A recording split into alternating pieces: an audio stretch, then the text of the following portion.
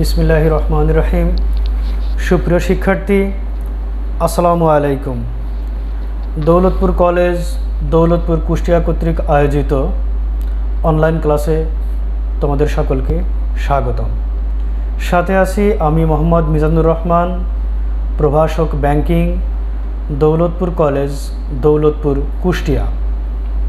আজকে আমরা আলোচনা করব এইচএসসি বিএম দ্বাদশ শ্রেণী, বিষয় ব্যাংকিং হিসাবরক্ষণ। আলোচনার বিষয় জাবেদা। আজকে জাবেদার দ্বিতীয় ক্লাস। প্রথম দিন আমরা প্রথম ক্লাসে বলেছিলাম জাবেদা কিভাবে নির্ণয় করতে হয়, জাবেদা নির্ণয়ের ডেবিট ক্রেডিটের সূত্র, হিসাব সমীকরণ ইত্যাদি সম্পর্কে আলোচনা করেছিলাম। আজকে আমরা জাবেদা অঙ্ক করে দেখাবো যে কিভাবে জাবেদা করতে হয়, কিভাবে ঘর কাটতে হয়, এ বিষয় নিয়ে আলোচনা করব। তো আজকে যে সমস্যাটা নিয়ে আলোচনা করব, এটি জাবেদার একটি অঙ্ক যেটা 2019 সালের তোমাদের বোর্ড ফাইনাল পরীক্ষায় অর্থাৎ চূড়ান্ত মূল্যায়ন পরীক্ষায় 2019 সালে এই অঙ্কটা এসেছিল। অঙ্কটা একটু দেখে নাও। 2019 সালের 1 জানুয়ারি তারিখে মিস্টার আরিফ নগদ 40,000 টাকা, 30,000 টাকার আসবাবপত্র এবং 20,000 টাকার পণ্য নিয়ে তিনি ব্যবসা শুরু করেন। উক্ত মাসে তার ব্যবসায়ের নিম্নের লেনদেনগুলো সম্পাদিত হয়েছিল। সেগুলো কেমন? 2019 সালের জানুয়ারি 3 তারিখে জনতা ব্যাংকে হিসাব খোলা হলো। শামীমের নিকট হতে নগদে ক্রয়। জানুয়ারি 13 তারিখে ধারে পণ্য বিক্রয় করা হলো 25,000 টাকা। জানুয়ারি 16 তারিখে হাসানের নিকট হতে নগদে পণ্য ক্রয়। 25 তারিখে আসবাবপত্রের অবচয় ধার্য করা হলো। 30 তারিখে কর্মচারী শফিককে বেতন প্রদান করা হলো এবং 31 তারিখে ব্যাংক কর্তৃক ধার্যকৃত চার্জ হচ্ছে 250 টাকা। তো আমাদের কি করতে হবে? বলা হয়েছে যে উক্ত লেনদেনগুলো হতো মিস্টার আরিফের জাবেদা বই প্রস্তুত করো। তো আমরা এখন জাবেদা বই প্রস্তুত করব। তোমরা জানো যে জাবেদা করতে গেলে জাবেদার ছক আছে, সেই ছকটা তোমাকে জানতে হবে। তো চলো সেই ছক এঁকে আমরা অঙ্ক করে দেখাই।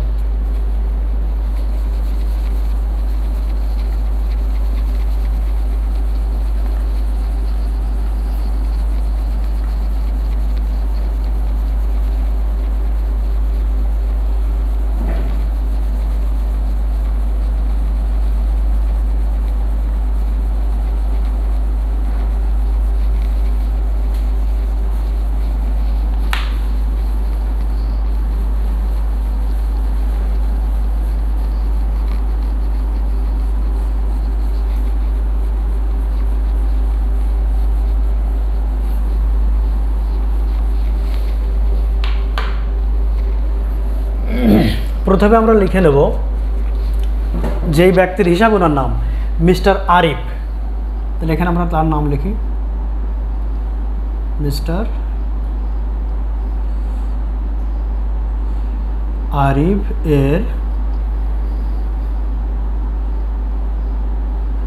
জাবেদা বই।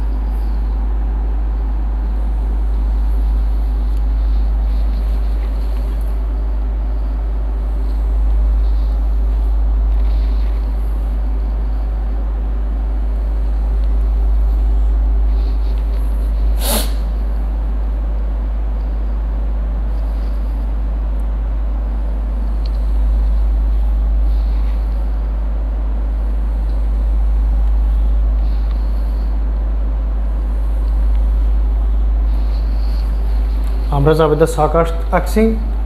এখানে আমরা তারিখ লিখবো, অর্থাৎ যেই তারিখে লেনদেনগুলো সম্পাদিত হয়েছে সেই তারিখ এই ঘরে বসবে। তারিখ, বিবরণ বা হিসাবের নাম বিবরণ, এখানে খতিয়ান পৃষ্ঠা, খতিয়ান পৃষ্ঠা, এটা হচ্ছে ডেবিট টাকার পরিমাণ, ডেবিট টাকা, আর এখানে হবে ক্রেডিট টাকা, ক্রেডিট টাকা। আচ্ছা, তো চলো জেনে নেওয়া যাক কীভাবে ঘর কাটতে হয়। জাবেদার মোট 5টি ঘর। প্রথমে হচ্ছে তারিখ, তারপরে বিবরণ, খতিয়ান পৃষ্ঠা, ডেবিট টাকার পরিমাণ এবং ক্রেডিট টাকার পরিমাণ। এখানে যে সমস্যাটা আছে সেটাই প্রথমে বলছে যে 2019 সালের 1 জানুয়ারি তারিখে মিস্টার আরিফ নগদ 40,000 টাকা, 30,000 টাকার আসবাবপত্র এবং 20,000 টাকার পণ্য নিয়ে ব্যবসা শুরু করেন।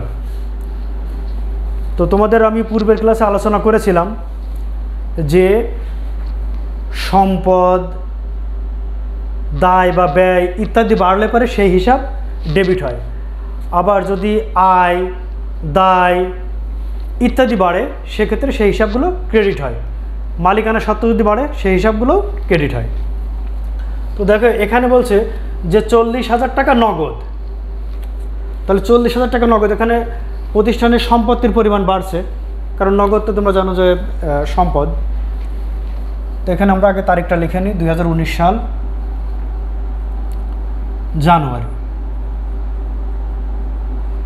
জানুয়ারির 1 তারিখে নগদ 40,000 টাকা। তাহলে এখানে লেখো নগদান হিসাব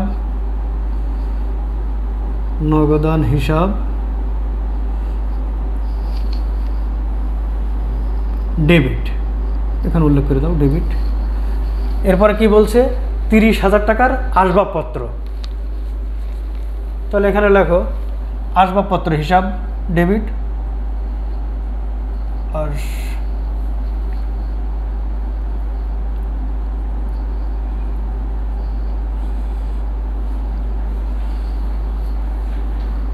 আসবাবপত্র হিসাব ডেবিট, কারণ আসবাবপত্রের একটা সম্পদ, তাহলে সম্পদের পরিমাণ বাড়ছে, আসবাবপত্রের পরিমাণ বাড়ছে না, তো সেই ক্ষেত্রে হিসাবটা কী হবে, ডেবিট হবে। পাশাপাশি কি বলছে যে 20,000 টাকার পণ্য, তারপরে 20,000 টাকার পণ্য বলতে এখানে পণ্য ক্রয় করা বোঝাচ্ছে, তাহলে ক্রয় হিসাব লেখো।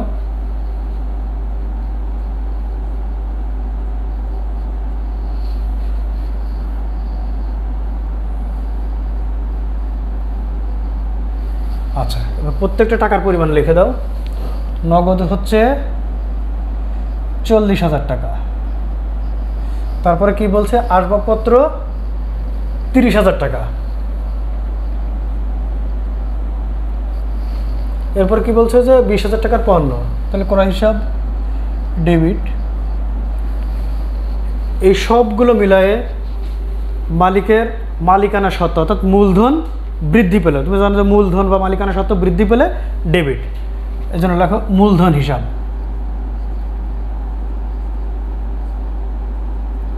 মূলধন হিসাব এটা কি হবে, ক্রেডিট। কারণ যদি ব্যবসায়ে মূলধন বা মালিকানা সত্ত্ব বৃদ্ধি পায়, তাহলে মালিকানা সত্ত্ব বৃদ্ধি পেলে সেই হিসাব কি হয়, ক্রেডিট। তাহলে এগুলো যোগ করো, যোগ করলে কত হচ্ছে 90,000।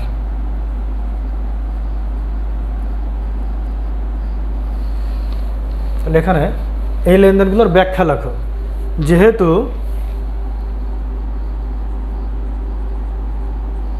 মিস্টার আরিফ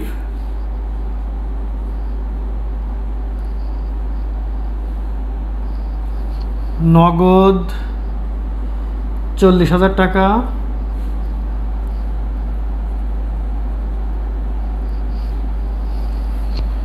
আসবাবপত্র 30,000,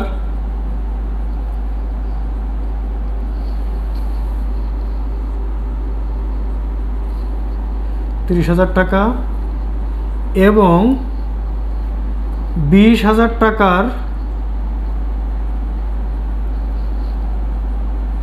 পণ্যদ্রব্য নিয়ে কারবার শুরু করলেন বা ব্যবসা শুরু করলেন।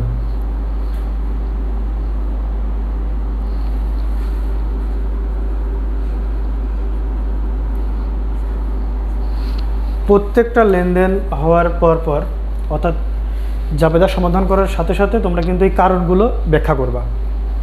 আচ্ছা, এখানে এই লেনদেনটা সম্পন্ন হয়ে গেল, আমরা এটা ক্লোজ করে দিই। পরবর্তীতে বলছে যে 2019 সালের জানুয়ারি 3 তারিখে জনতা ব্যাংকে হিসাব খোলা হলো।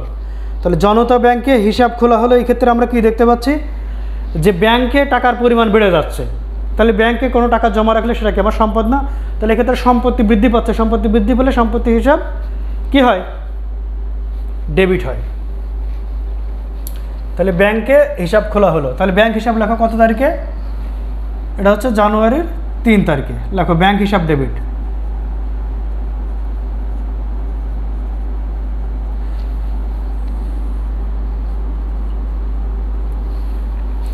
তাহলে ব্যাংকে যখন হিসাব খোলা হয়, টাকা দিয়ে হিসাব খোলা হলো না, তাহলে সেটা তো নগদ টাকা। তাহলে নগদ টাকার পরিমাণ কমে যাচ্ছে না, অর্থাৎ আমরা আর ব্যাংকে টাকা বৃদ্ধি পাচ্ছে কিন্তু নগদ টাকার পরিমাণ কমে যাচ্ছে। এক্ষেত্রে লেখো নগদান হিসাব ক্রেডিট।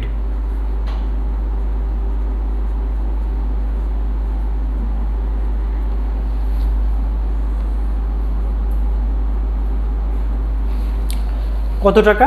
20,000 টাকা। ডেবিটে 20,000 টাকা লেখো, অপর দিকে ক্রেডিটে 20,000 টাকা লেখো।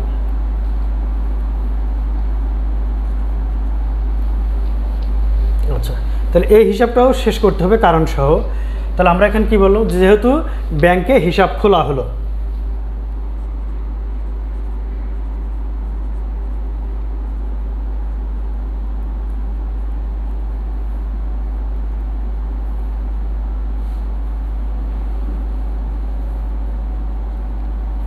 ব্যাস এখানে ক্লোজ করে দাও। পরবর্তীতে 8 তারিখে কি বলছে? শাহিনের নিকট হতে নগদ ক্রয়, অর্থাৎ শাহিনের কাছ থেকে আমরা একটা পণ্য ক্রয় করেছি, বাট সেটা কিসে? নগদে।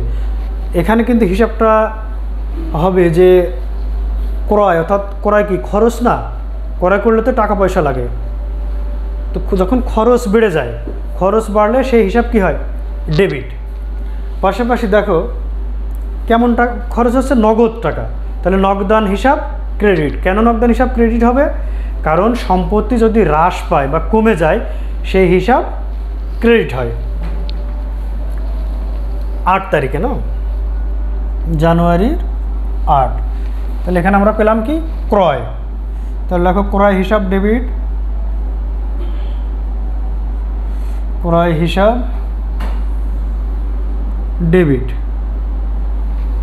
চলে গেল কি? নগদ টাকা। তাহলে এখানে নগদান হিসাব লেখো,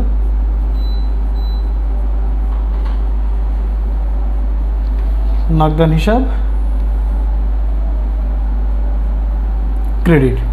এখানে কারণটা তোমরা উল্লেখ করতে পারো বা ব্যাখ্যাটা উল্লেখ করতে পারো, যেহেতু নগদে পণ্য ক্রয় করা হলো বা নগদে ক্রয় করা হলো,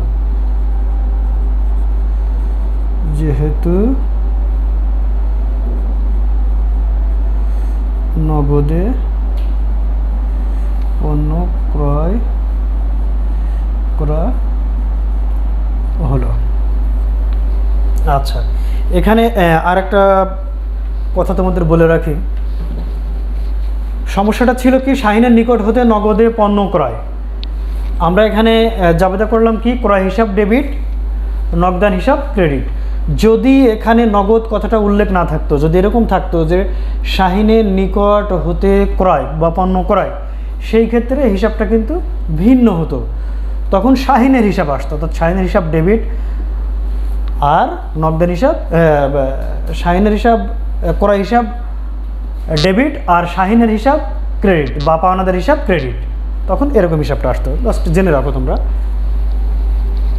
আমরা এটা ক্লোজ করে দিই। পরবর্তীতে 13 তারিখে বলছে যে ধারে পণ্য বিক্রয়। তোমরা জানো যে ধারে পণ্য বিক্রয় করলে কি হয়? দেনাদারের সৃষ্টি হয়। পণ্যটা বিক্রি হয়ে যাচ্ছে আর কি বাড়ছে? দেনাদার। দেনাদার সম্পত্তি। তাহলে আমরা এখানে লিখব দেনাদার হিসাব ডেবিট।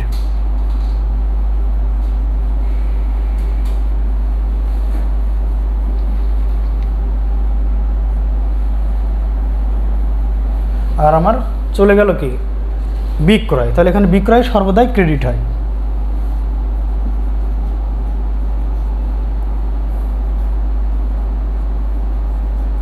বিক্রয় হিসাব ক্রেডিট।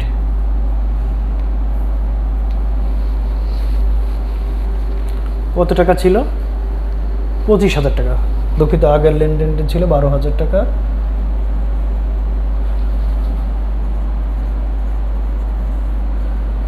আর পরেরটা হচ্ছে 25,000 টাকা।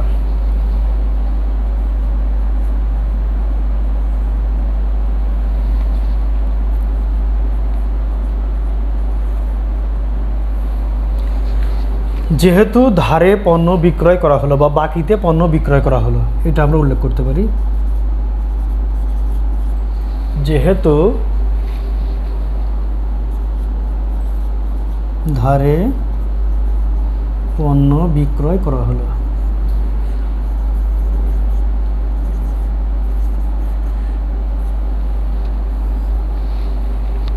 তাহলে হিসাবটাও শেষ করে দেবো এখানে।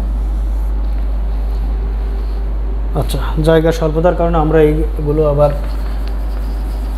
পরিষ্কার করে নিয়ে এখানে আবার শুরু করি।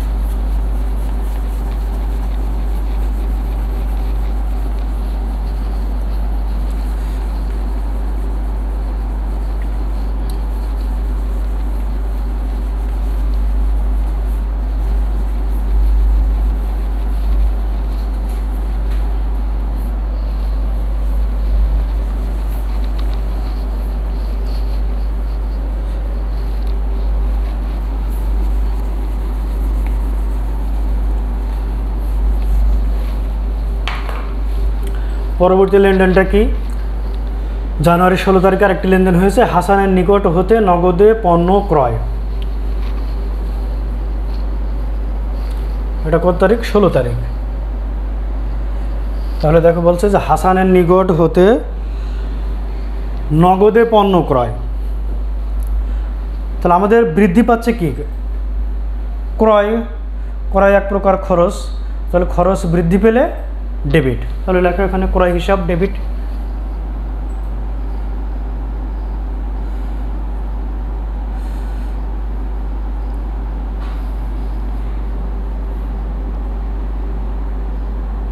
ডেবিট কত টাকা? 2500 টাকা, 2500 টাকা। অপরদিকে আমার কমে যাচ্ছে কি, হ্রাস পাচ্ছে কি? নগদ টাকা। তাহলে নগদ টাকা সম্পত্তি, তাহলে সম্পত্তি কমলে কি হয়? সেই হিসাব ক্রেডিট হয়। এখানে লেখো নগদান হিসাব ক্রেডিট।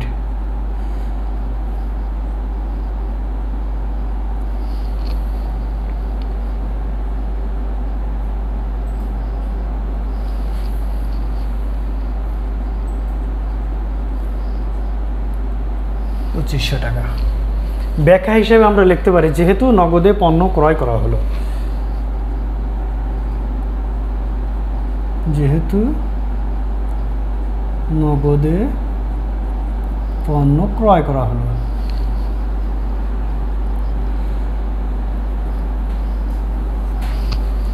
আমরা হিসাবটা ক্লোজ করি।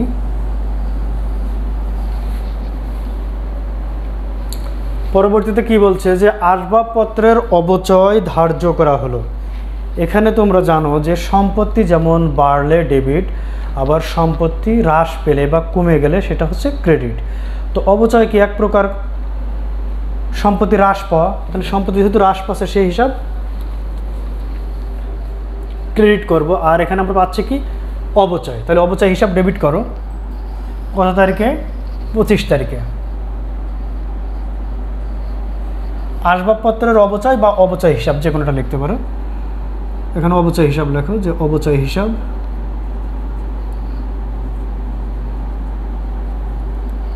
ডেবিট। আর কমে যাচ্ছে কি? আসবাবপত্র। এখানে আসবাবপত্রের হিসাব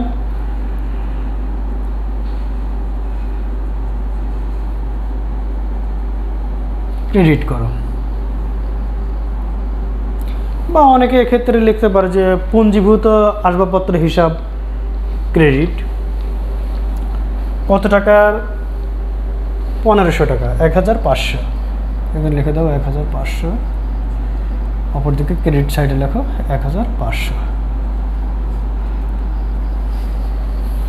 এখানে কারণ হিসাবে লেখো যেহেতু আসবাবপত্রের অবচয় ধার্য করা হলো।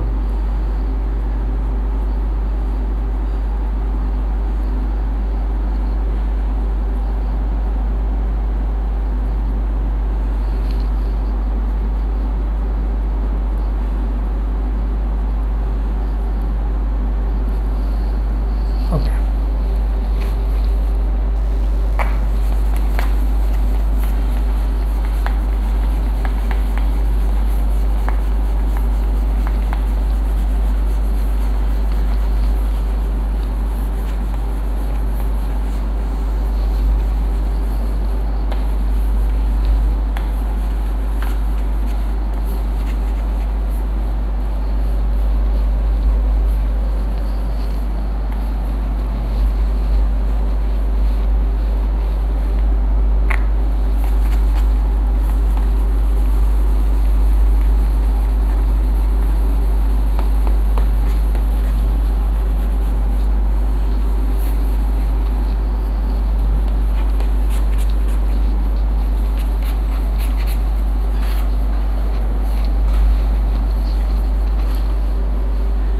হিসাবটা এখানে ক্লোজ করে দাও। আচ্ছা, পরবর্তী 30 তারিখে কি বলছে যে কর্মচারী শফিককে বেতন প্রদান। আগেই বলেছি যে বেতন প্রদান তার মানে বেতন কি খরচ না, খরচ বৃদ্ধি পেলে ডেবিট, এই জন্য বেতন হিসাব ডেবিট হবে। বেতন হিসাব ডেবিট, তাহলে ক্রেডিট কি হবে এক্ষেত্রে অনুমান করো তো। কর্মচারী শফিককে বেতন প্রদান করা হলো, বেতন হিসাব ডেবিট, তাহলে ক্রেডিট কি হবে, চলে যাচ্ছে কি নগদ টাকা না, তাহলে তোমার নগদ টাকার সম্পত্তি, সম্পত্তি হ্রাস পাচ্ছে, সম্পত্তি হ্রাস পেলে সেক্ষেত্রে কি হয় ক্রেডিট। তাহলে এখানে লেখো যে বেতন হিসাব ডেবিট আর নগদান হিসাব ক্রেডিট 30 তারিখ।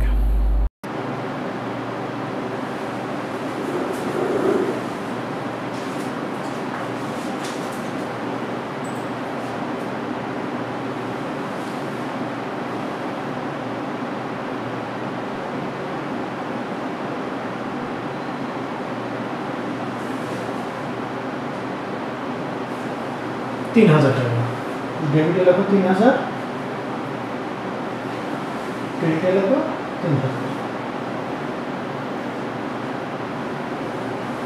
যেহেতু বেতন প্রদান করা হলো বা শফিককে বেতন প্রদান করা হলো, যেহেতু কর্মচারীর বেতন প্রদান করা হলো,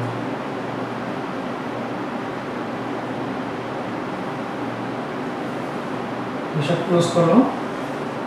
পরবর্তী লেনদেন কি, জানুয়ারি 31 তারিখে ব্যাংক কর্তৃক ধার্যকৃত চার্জ। তাহলে ব্যাংক কর্তৃক একটা চার্জ ধার্য করা হয়েছে, যে চার্জটা তোমার দেওয়া লাগবে। তো এই ক্ষেত্রে দেখো ব্যাংক কর্তৃক মনে করে একটা টাকা কেটে নিচ্ছে, তো সেই ক্ষেত্রে তোমার ব্যাংকের হিসাবটা কমে যাবে না, তাহলে ব্যাংক হিসাব ক্রেডিট আর ডেবিট হবে কি ব্যাংক কর্তৃক ধার্যকৃত চার্জ হিসাব ডেবিট। এখানে লেখো যে ব্যাংক চার্জ হিসাব ডেবিট,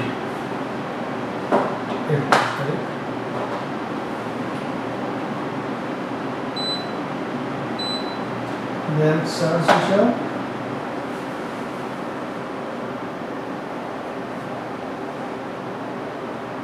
ডেবিট আর ব্যাংক হিসাব ক্রেডিট করো।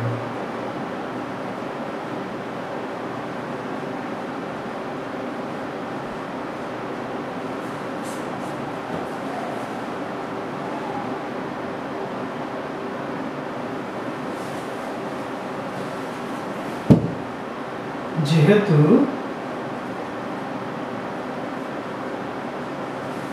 ব্যাংক কর্তৃক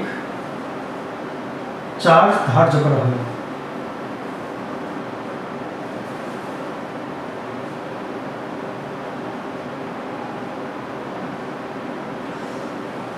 টাকার পরিমাণ কত 250 টাকা, ডেবিটের কত 250 ক্রেডিটে লেখো 250।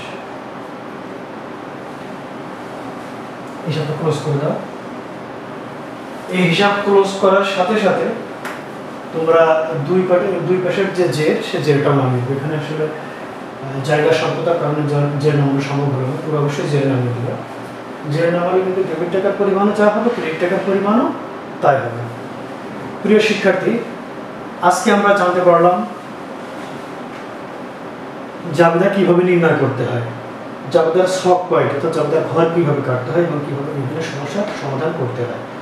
তোমরা বাসায় বেশি বেশি এগুলো প্র্যাকটিস করবে। আশা করি সামনের অঙ্কগুলো তোমাদের কাছে আরও অত্যন্ত সহজ হয়ে যাবে। হিসাব করার সময় অর্থাৎ জাবেদা অঙ্ক করার সময় সবসময় মাথায় মোটামুটি 5টা হিসাব মাথার মধ্যে রেখে দেব। সেটা হচ্ছে যে সম্পত্তি প্লাস ব্যয় বা দায়, সম্পত্তি প্লাস ব্যয় বা দায়, এই হিসাবগুলো যদি বাড়ে মানে বৃদ্ধি পায় তাহলে সমস্ত প্রকার এই জাতীয় হিসাব ডেবিট হবে। অপরদিকে সম্পত্তি প্লাস দায় যদি হ্রাস পায় বা কমে যায় সেই হিসাব ক্রেডিট হবে। অন্যদিকে আয়, দায় প্লাস মালিকানা সত্ত্ব এই হিসাবগুলো যদি বৃদ্ধি পায়, আয়, দায় এবং মালিকানা সত্ত্ব এই হিসাবগুলো বৃদ্ধি পেলে এই হিসাব কি হবে? ক্রেডিট হবে। অন্যদিকে আয়, দায় প্লাস মালিকানা সত্ত্ব যদি হ্রাস পায় তাহলে সেই হিসাব ডেবিট হবে।